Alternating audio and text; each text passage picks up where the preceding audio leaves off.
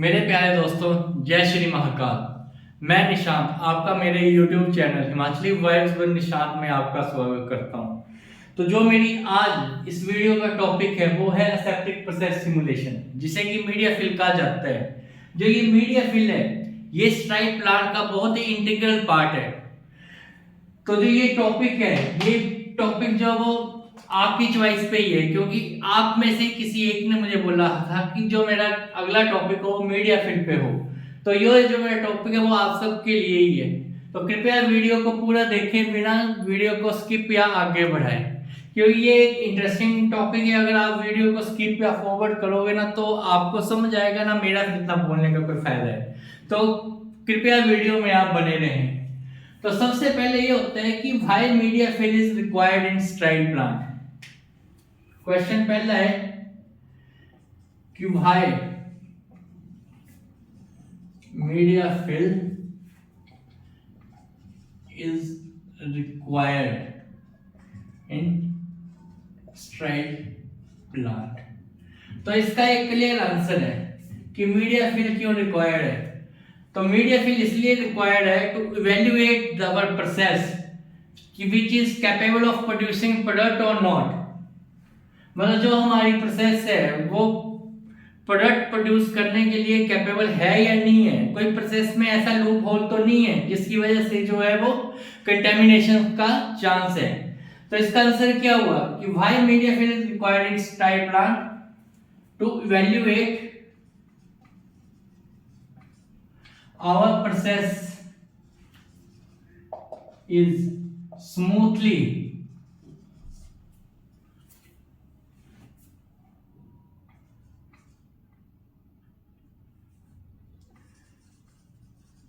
capable of producing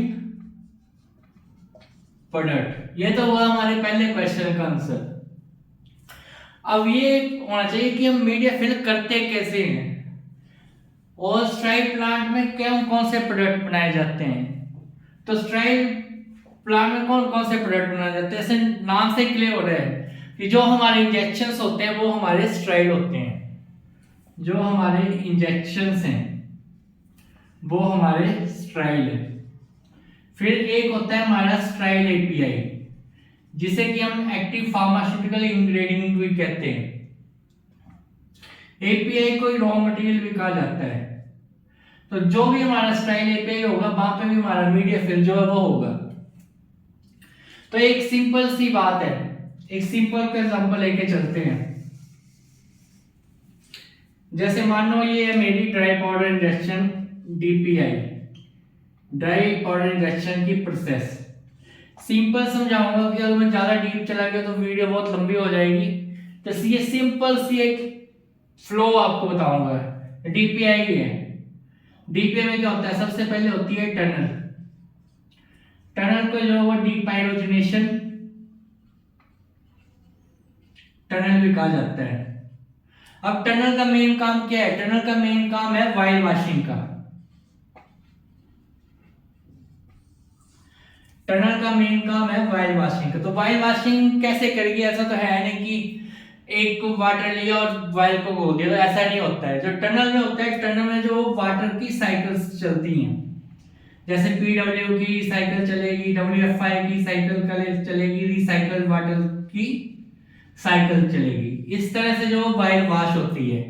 अब इसके बाद जो टनल के बाद अगला एरिया आता है वो आता है हमारा फिलिंग एरिया।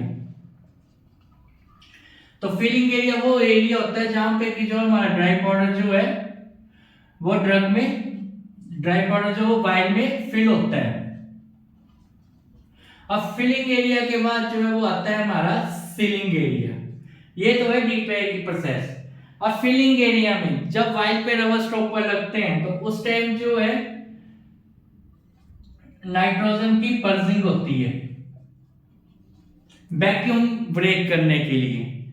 नाइट्रोजन की पर्जिंग होती है वैक्यूम ब्रेक करने के लिए। ये तो हो गया डीपीआई का सिंपल प्रोसेस। अब जो हम मीडिया फिल करेंगे तो मीडिया फिल के केस में हम कैसे डिजाइन करेंगे। मीडिया फिल के केस में भी प्रोसेस जो है बिल्कुल सेम रहेगी। वाइल ऐसे इंटरनल से जो वॉश होंगी, इसी साइकिल के थ्रू वॉश होंगी, फिर धीरे जब जैसे वायर जो फिलिंग एरिया में जाएगी, वहां पे जैसे उसमें जो मीडिया भरा जाएगा, तो जो कि हम यहाँ पे नाइट्रोजन गैस की पर्जिंग करते हैं, यहाँ पे होती है O2 गैस की पर्जिंग। अब आपका ये क्वेश्चन होगा कि हम ड्रग में तो जब ड्रग मैन्युफैक्चरिंग कर रहे हैं तब तो हम नाइट्रोजन गैस की पर्जिंग कर रहे हैं, लेकिन जब हम मीडिया फिल कर रहे हैं तो हम O2 गैस की पर्जिंग कर रहे हैं, ऐसा क्यों? तो इसका क्लियर आंसर है, जो नाइट्रोजन गैस है वो माइक्रोब को बहुत जल्दी कंटेमिन मतलब माइक्रोब्स को बहुत जल्दी इनहिबिट करती है।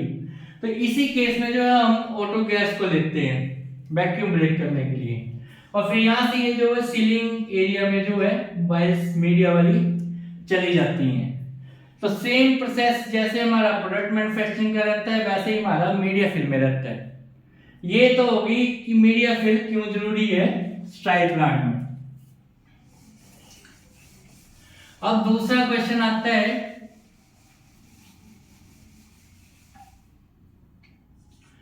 क्वेश्चन दूसरा आता है कि इंटरवेंशंस क्या होते हैं। इंटरवेंशंस क्या होते हैं?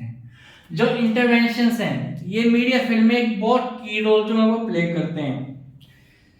उम्मीद कर रहा हूं कि आप मेरी वीडियो में बोर नहीं हो रहे होंगे। अब ये टॉपिक ही ऐसा है कि आपको मेरी वीडियो में जो है पूरा जुड़ना पड़ेगा। आप वीडियो को अगर स्किप या फॉरवर्ड करोगे तो आपको भी कुछ ऐसे पॉइंट होंगे जो रह जाएंगे, तो इसलिए कृपया वीडियो में आप पूरा बना रहें। तो जो इंटरवेंशंस होते हैं वो हमारे दो तरह के होते हैं। एक को होता है हमारा रूटीन इंटरवेंशन और एक होता है हमारा non routine intervention. Routine intervention को जो है वो हम इनहेरेंट इंटरवेंशन भी कहते हैं, इनहेरेंट इंटरवेंशन भी कहते हैं, और नॉन रूटीन को कहते हैं हम हरेंट इंटरवेंशन। तो रूटीन इंटरवेंशन क्या हुए हमारे? अब रूटीन इंटरवेंशन वो ही हुए जैसे कि हम प्रोडक्ट बनाते हैं, तो अगर चलो हम ड्राई पाउडर इंजेक्शन का केस ही लेते हैं। ड्राई पाउडर इंजेक्शन में हम क्या लेते हैं, जो अंडर एलएफ एरिया वो तो सेम मतलब मशीन वैसे रहती है, लेकिन जैसे कैनिस्टर लगाना होता है तो वो एसेप्टिक असेंबली कैसे मतलब हमने मशीन में लगानी है, तो वो सारा आ गया हमारा रूटीन इंटरवेंशन में। रूटीन इंटरवेंशन में क्या आता है हमारा एसेप्टिक असेंबली इंस्टॉलेशन, ये आ गया रूटीन इंटरवेंशन में। अब सेकंड आ गया ईएम मॉनिटरिंग। अब ईएम मॉनिटरिंग क्या होती है? ईएम मॉनिटरिंग को जो है वो माइक्रो वाला पर्सन करता है। और माइक्रो वाला पर्सन एनवायरमेंटल मॉनिटरिंग कैसे करता है? इसके भी दो टाइप है, या तो वो वाइबल पार्टिकल काउंट करेगा या वो एनपीपीसी करेगा। अगर अब मैं एनपीपीसी और नॉन वाइबल पार्टिकल काउंट में बात करूं, एनवायरमेंटल मॉनिटरिंग में बात करूं, तो ये भी एक अलग चैप्टर है। और अगर आपने इसके बारे में कुछ ज्यादा जानना हो तो आप इसके लिए ये वाली गाइडलाइन फॉलो कर सकते हैं, ISO 14641। यहाँ पे आपको क्लीन रूम क्लासिफिकेशंस के बारे में भी बताया गया है। अब हम आते हैं नॉन रूटीन इंटरवेंशंस के बारे में कि नॉन रूटीन इंटरवेंशंस क्या होती है हमारी। नॉन रूटीन इंटरवेंशंस वो इंटरवेंशंस होते हैं जिसमें कि हम जो है वर्स्ट केस कंसिडरेशन करते हैं।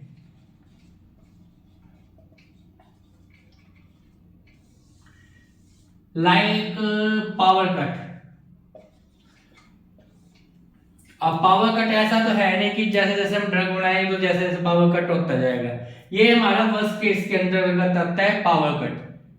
अब पावर कट में हम ये देखते हैं कि कितनी जल्दी, जैसे जो हमारी एसओपी में डिफाइंड टाइम है, तो इतनी जल्दी जो पावर रिज्यूम होनी चाहिए उतनी जल्दी पावर रिज्यूम हो रही है या नहीं हो रही है, वो सब हम इस वाली इंटरवेंशन में चेक करते हैं। दूसरा आता है हमारा ऑपरेटर फटीग का, मतलब कि जो हमारा ऑपरेटर असेप्टिक एरिया में काम कर रहा है, जैसे कि हमारी 8-8 घंटे की शिफ्ट होती है, तो उसको मेनली एक एक्स्ट्रा शिफ्ट रोक लिया। एक्स्ट्रा शिफ्ट रोक लिया तो काम कैसे कर रहे हैं। अब जैसे एसेप्टिक एरिया में कोई बंदा काम करता है तो वो रोबोटिक मूवमेंट में काम करता है, तो वो सब वैसा कर पा रहा है या नहीं कर पा रहा है, तो वो सारा रूटीन और इस नॉन रूटीन इंटरवेंशन में करता है। उम्मीद कर रहा हूँ कि आपको अभी तक यहाँ तक जो है क्लियर हुआ होगा। तो अभी अगर आप जो है एनडीपीसी और नॉन बाइबल पार्टिकल काउंट की लिमिट जानना चाहते हैं तो वो मैं आपको एक टेबल में बना देता हूँ। अभी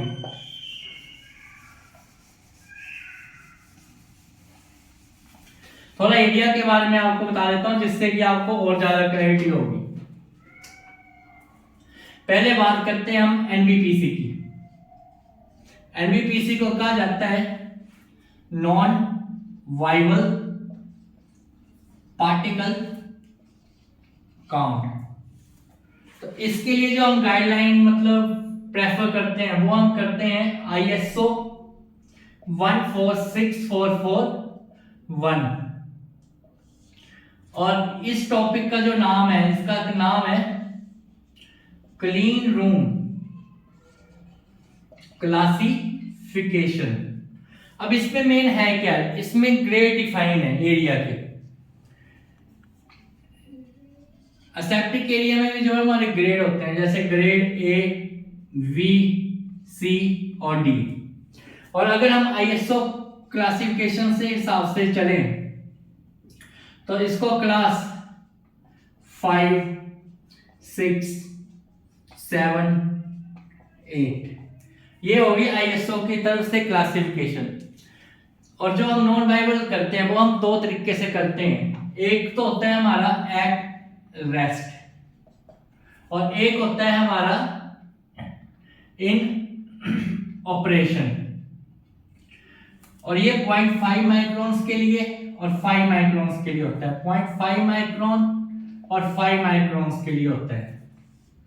तो अगर अब हम लिमिट की बात करें तो जो इनकी लिमिट होती है वो कुछ इस तरह से है।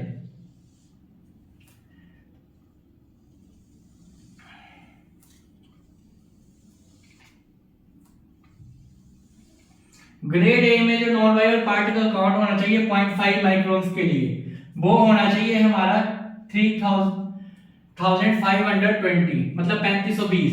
5 माइक्रोन के लिए होना चाहिए 20, ये भी 3520 और 20। जब हम ग्रेड बी में आएंगे तो ये जो हमारा काउंट होना चाहिए होना चाहिए 3520, 29। और यहाँ पे जो ये वाला हो जाता है 2900 और यहाँ पे जो है वो 10 बढ़ जाती है। अब जब हम ग्रेड सी में जाएंगे तो ग्रेड सी में जो वो ये सेम ही रहता है, मतलब 3520, 2900 और यहां पे हो जाता है ये 29,000। 3520,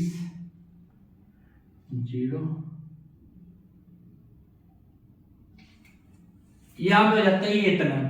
फिर जब हम ग्रेड डी की बात करते हैं तो ये यहाँ पे आ जाता है जैसे 3520,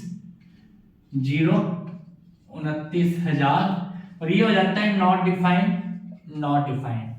तो जो हमारी नॉन वाइबल पार्टिकल काउंट की लिमिट वो इसी वैल्यू के अंदर आनी चाहिए। अब ग्रेड ए एरिया क्या होता है हमारा, ग्रेड ए एरिया होता है हमारा under LAF. Grade B area क्या होता है हमारा, ग्रेड बी एरिया होता है हमारा सराउंडिंग एरिया टू एलएएफ।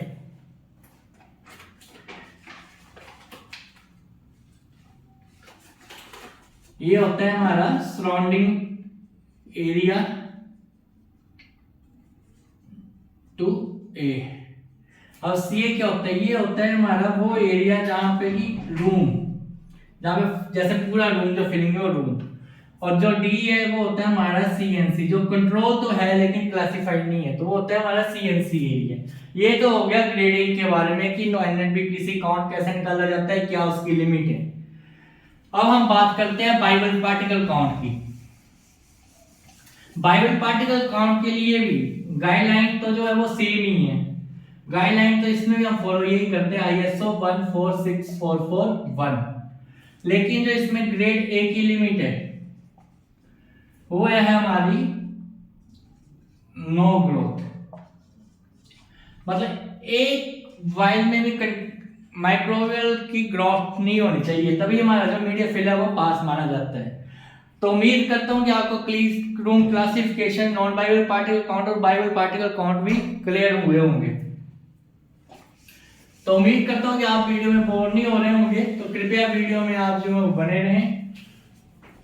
तो अब जो हम तीसरी बात करेंगे वो हम करेंगे रिस्क असेसमेंट की।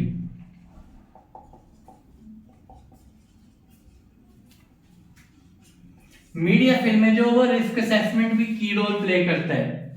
कभी भी मीडिया फिल लेने से पहले हमें जो वो रिस्क असेसमेंट हमेशा करना पड़ता है।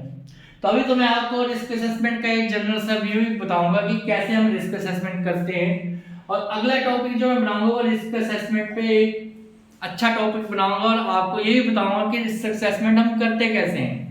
तो रिस्क असेसमेंट करने से पहले हमें रिस्क के बारे में पता होना चाहिए कि रिस्क क्या होता है। तो रिस्क हमारा क्या होता है? रिस्क हमारा दो वर्ड का कॉम्बिनेशन है। जो पहला वर्ड है वो है हमारा probability of occurrence of harm, और जो दूसरा वर्ड है वो है हमारा सिवियरिटी ऑफ दैट हार्म। तो जो इसके लिए हम गाइडलाइन फॉलो करते हैं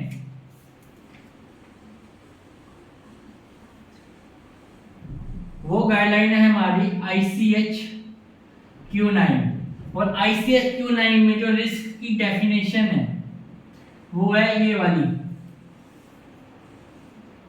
risk is the combination of probability of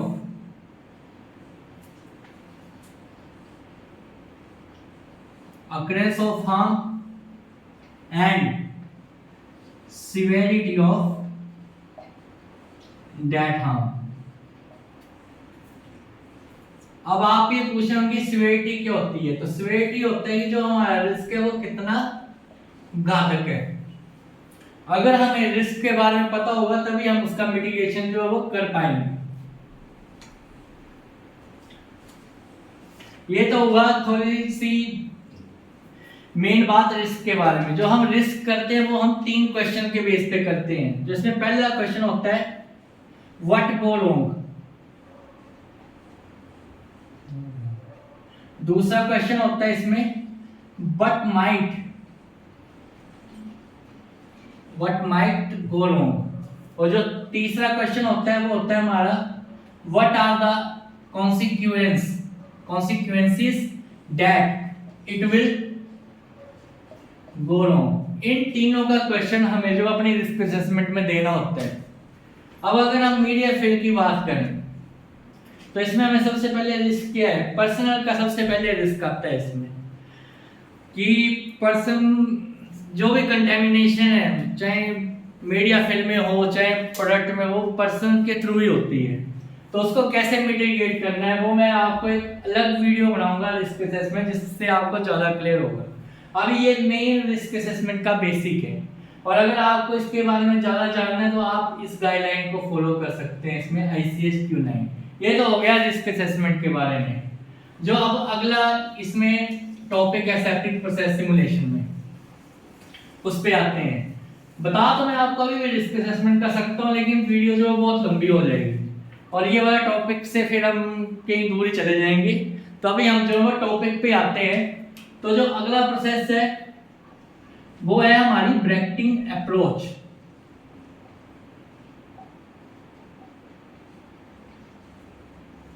bracketing approach भी जो है वो हमारी सेप्टिक मीडिया फिल सिमुलेशन में की रोल प्ले करती है। अब आप सोच रहे होंगे कि ब्रैकेटिंग अप्रोच है क्या। अब जैसे मान लो कि मेरे पास जो है वाइल के साइजेस हैं, और हमारे पास जो है 5 ml की वाइल भी है, 10 ml की वाइल भी है, 20 ml की वाइल भी है और 30 ml की वाइल भी है।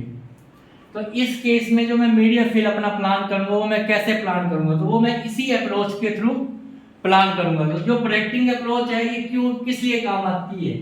ये जो वो मीडिया फिल प्लानिंग के लिए काम में आती है। तो अब मैं आपको इसके बारे में सही बताता हूँ। पहले हम मीडिया फिल कैसे करेंगे।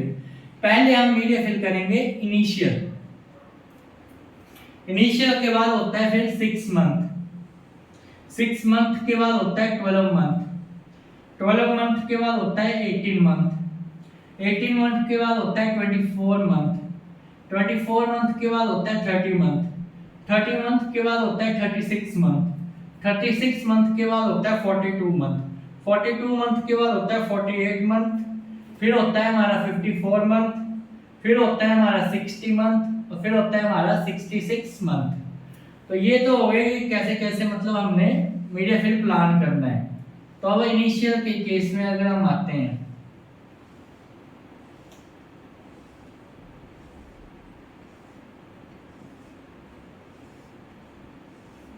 और जैसे मेरे पास ये फाइल साइज है तो सबसे पहले मैं 5 ml से शुरू होता हूँ। तो जो 5 ml का मीडिया फिल है वो मैं इनिशियल भी करूंगा, 6 मंथ में भी करूंगा, 18 मंथ में भी करूंगा, 30th मंथ में भी करूंगा, 42nd मंथ में भी करूंगा, 54 मंथ में भी करूंगा और 66 मंथ में भी करूंगा। ये तो हो गया हमारा 5 ml के टाइप में। अब रही हमारी 10 ml के केस में हम कैसे मीडिया फिल प्लान करेंगे। तो इसको हम 12 मंथ में प्लान करेंगे 10 ml का। 12 मंथ के बाद अब हम आते हैं 20 ml वाले केस में। 20 ml वाले को हम 24th मंथ में करेंगे और फिर आते हैं हम 30 ml वाले को। तो 30 वाले को हम जो है वो 36 मंथ में करेंगे। तो ये कुछ इस तरह से जो ब्रैकेटिंग अप्रोच मीडिया फिल में लगाई जाती है। तो ये तो हो गया हमारा ब्रैकेटिंग अप्रोच के बारे में। अब इस अप्रोच का फायदा क्या, मान लो मेरे साथ ये 4 साइज की वाइल है, अगर मैं सबका ऐसे करने लगा तो मेरा पूरा साल ही जो मीडिया फिल में निकल जाएगा। इसीलिए हम जो है ब्रैकेटिंग अप्रोच को लगाते हैं। तो अब जो अगला टॉपिक आता है 5वां, वो आता है हमारा सिलेक्शन ऑफ मीडिया के बारे में, कि मीडिया को हमने सिलेक्ट कैसे करना है। Selection of media. तो आप इसमें जैसे जो जो जितनी गाइडलाइन भी आप देख लो, सब जो स्ट्राइल SCDM 3% ही यूज करते हैं। तो स्ट्राइल SCDM 3% को जो कैसे बनाया जाता है उसके लिए जो आपने गाइडलाइन रेफरेंस करनी है, उस गाइडलाइन का नाम है USP चैप्टर 71। इसमें पूरा बताया गया है कि SCDM 3% कैसे बनाना है। तो वो आप इस गाइडलाइन को फॉलो उसमें कर सकते हैं। और जो अदर मतलब मीडिया फिल गाइडलाइन है, फर्स्ट जो आती है वो हम करते हैं FDA की गाइडलाइन फॉलो। फिर एक दूसरी आती है वो है हमारी USP 116। तीसरी जो है वो हमारी आती है PICS की PE 002-01। ये तो हो गया गाइडलाइन रेफरेंस के बारे में। अब मीडिया की जो वो क्वालिटी क्या होनी चाहिए मीडिया फिल सिलेक्ट करने के लिए। एक तो जो इसका फ्लो प्रॉपर्टी होनी चाहिए मीडिया की, वो गुड होनी चाहिए, मतलब पूरा फ्लो प्रॉपर्टी वाला मीडिया हमने नहीं लेना है। और दूसरा जो मीडिया होना चाहिए वो कैपेबल और सपोर्टिंग माइक्रोबायोलॉजिकल ग्रोथ को सपोर्ट करने वाला हमें मीडिया चाहिए ना, कि जो माइक्रोबायोलॉजिकल ग्रोथ को सपोर्ट न करे और हम मीडिया फिल ले लें। तो ये तो हो गया हमारा सिलेक्शन ऑफ मीडिया के केस में। अब जो लास्ट टॉपिक है, जो कि हमारा छठा टॉपिक है, वो आता है हमारा बैच साइज कंसिडरेशन। छठा टॉपिक आता है हमारा बैच साइज कंसिडरेशन, कि मीडिया फिल में हमने बैच साइज कैसे लेना है। तो जैसे कि हमें पता है कि जो हमारे बैच साइज कैसे होते हैं, स्मॉल स्केल, मीडियम स्केल और लार्ज स्केल। मोस्ट प्रोबेबली जो हम मीडियम स्केल ही लेते हैं, तो जो मीडियम स्केल में हम बाइस का यूनिट लेते हैं, वो कितनी बाइस लेते हैं? वो हम लेते हैं 5000 से 10,000 के बीच में। और जो एक्सेप्टेंस क्राइटेरिया है वो है नो ग्रोथ। एक भी कंटेमिनेटेड वाइल नहीं होनी चाहिए। अगर एक भी कंटेमिनेटेड वाइल होगी तो हमारा जो मीडिया फिल है वो फेल माना जाएगा। फिर से हमें जो अगर मीडिया फिल हमारा एक बार फेल हो गया, हमें दोबारा जो मीडिया फिल करना पड़ेगा। तो नो ग्रोथ है इसका एक्सेप्टेंस क्राइटेरिया। तो ये हमारा जो एक जनरल मैंने आपको मीडिया फिल के बारे में बताया है। उम्मीद कर रहा हूँ कि आप मेरी वीडियो में बोर नहीं हुए होंगे। अगर मेरे से कोई पॉइंट छूट गया हो तो वो आप मेरे को कमेंट में बता सकते हैं। मैं ये नहीं बोलता कि मुझे बहुत ज़्यादा मतलब नॉलेज है, लेकिन जितना मुझे नॉलेज है वो नॉलेज मैंने आपके साथ शेयर की है। और उम्मीद करता हूँ कि आपको जो मेरी वीडियो वो पसंद आई होगी। और जिन्होंने अभी तक मेरा चैनल सब्सक्राइब नहीं किया है वो मेरे चैनल को सब्सक्राइब करें, और ऐसे ही इंफॉर्मेटिव वीडियोस के लिए चैनल को शेयर भी करें। हाँ, तो इसी के साथ जो मैं अपना टॉपिक है सेप्टिक प्रोसेस सिमुलेशन, इसको यहीं पे समाप्त करता हूँ। उम्मीद करता हूँ कि आपको जो मेरी वीडियो पसंद आई होगी। और जिन्होंने अभी तक मेरा चैनल सब्सक्राइब नहीं किया वो कृपया चैनल को सब्सक्राइब करें और शेयर करें कि ज़्यादा से ज़्यादा जो लोग हैं ऐसी इंफॉर्मेशन ले सकें। धन्यवाद। जय हिंद, जय भारत, जय श्री महाकाल।